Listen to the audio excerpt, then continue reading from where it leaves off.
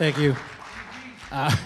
That's funny. There was a lot of things in that list, and I was like, I'm not sure who's he talking about. You said pastor. I was like, what? Me and pastor haven't talked about that yet, but thank you. I'll give you some money later. It's interesting because I'm literally working on, I'll be this year married 20 years. How many people have been married that long? 20 years. It's officially the best thing, the only thing I've been successful at this long. 20 years. The next highest thing is breathing. I don't even know how much I'm involved in that, but I've breathed for 45 years. I'm breathing right now. Success.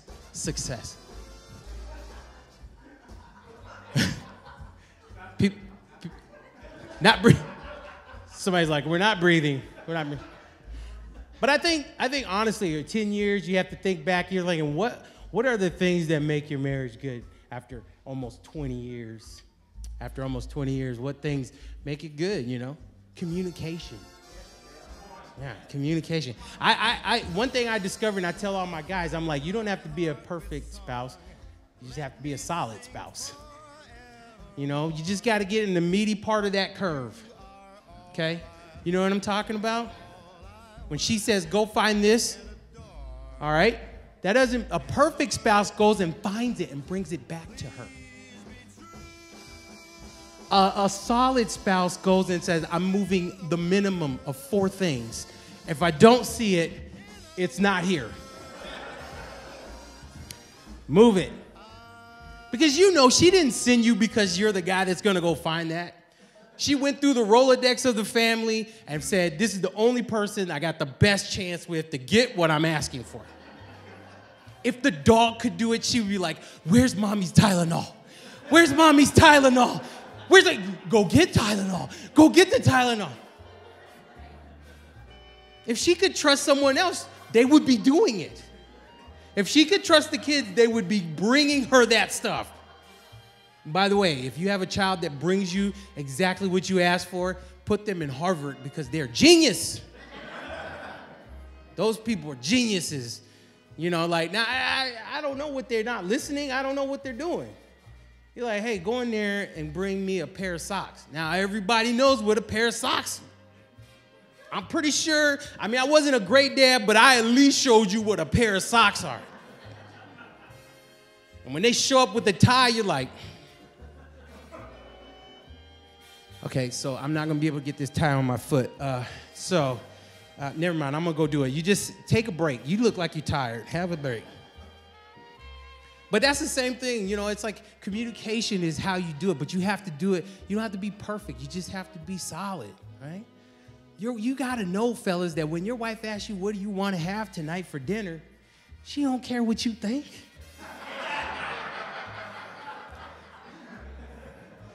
She asked that question so she could have more options. She does not care what you want for dinner tonight. Where do you want to go eat? You just can't get yourself caught up in that whole game and get frustrated because that's what happens. You go, well, I guess we could go to Culver's. Nah, I don't want Culver's. Okay. Maybe Applebee's or 54th Street Grill. No, I don't want that. Okay. Maybe Long John Silver's. We'll go with Long John Silver's. Nah, I don't. Okay, so you want something fancy then. You don't want okay, so how about Longhorns? We'll go to Longhorns. Nah, I don't want that. And it's quiet. And she's like, you know, I think maybe we'll go to Culver's. We'll go to Culver's. You're like, did you? It was the first thing. That was the first thing that I said. Don't say that though.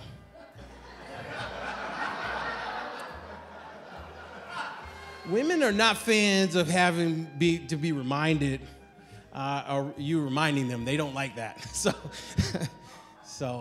they're caretakers, lovers, and they love you, but they're also petty betties. So you don't want to.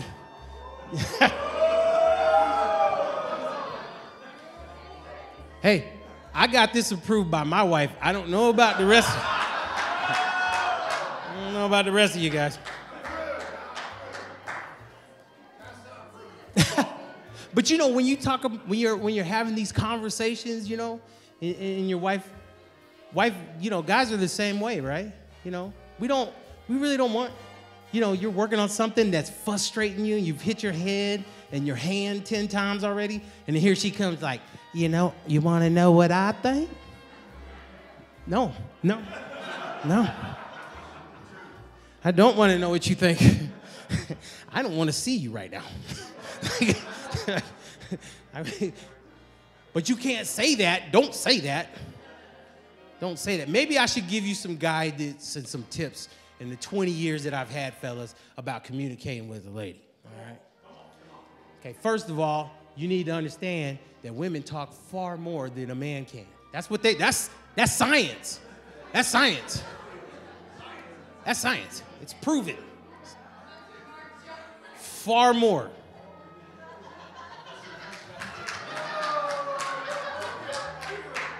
But, I'm going to get to that. So she's going to say to you one day, she's going to come in and she's going to say, did you hear what happened between John and Mary? This is a trick. Right off the bat. Because you don't know who John and Mary is. These people are in her landscape of cast of millions. You don't know who these people are. You do not know who these people are, and you cannot say that. You cannot say, I don't know who you're talking about, because you're just going to prolong the story. The deal is now to get in the story and get out of the story so you can watch basketball. She's going to say that. What you want to say is, what are those rascals up to now?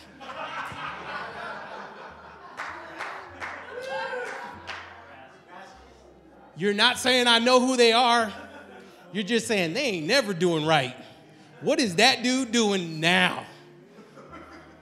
She's going to say, well, you remember the story that I told you last week, what he did last week?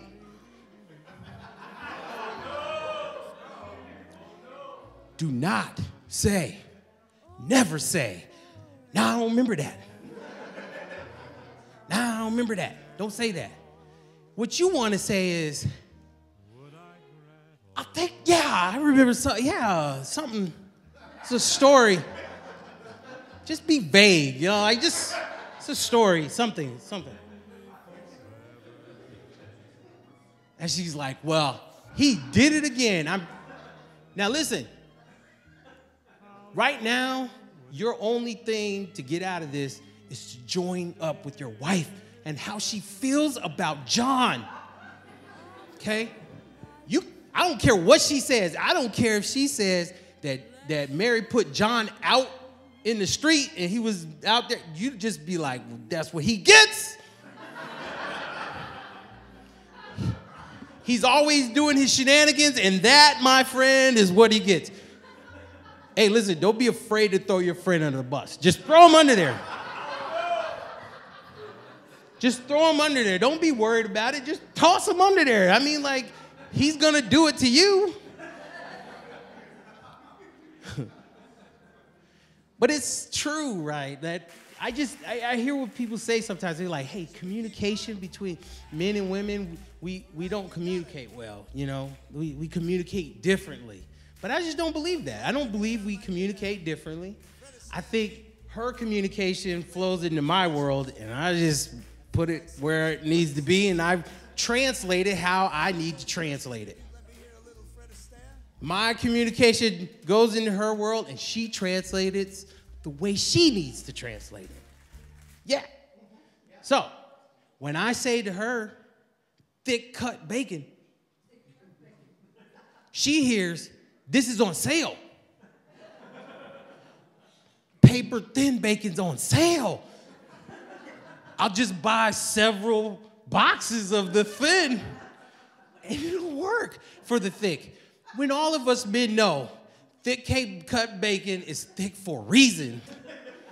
It's a whole, you throw off the whole taste profile, it's all wrong. It's all wrong. She's gonna bring it home, and you're gonna be like, I don't Yeah, okay, well, I guess this is what I'm eating. And when women send us to the store, go to the store, specifically stare into your husband's eyes. Go to the store and buy Score bars. Score bars. You understand what I'm saying to you?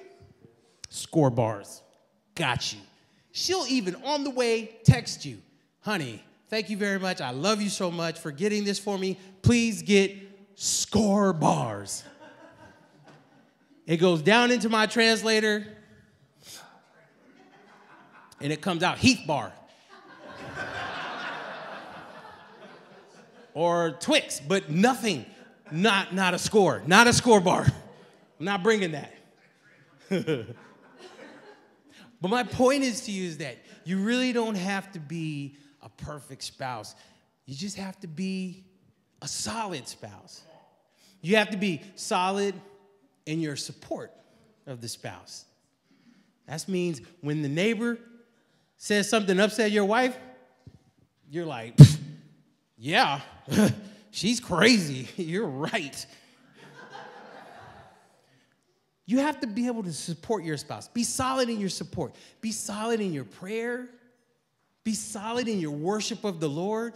Be solid in what you do at church. Be solid. Be a solid person. You're never going to be perfect. That's the point. We'll never be perfect.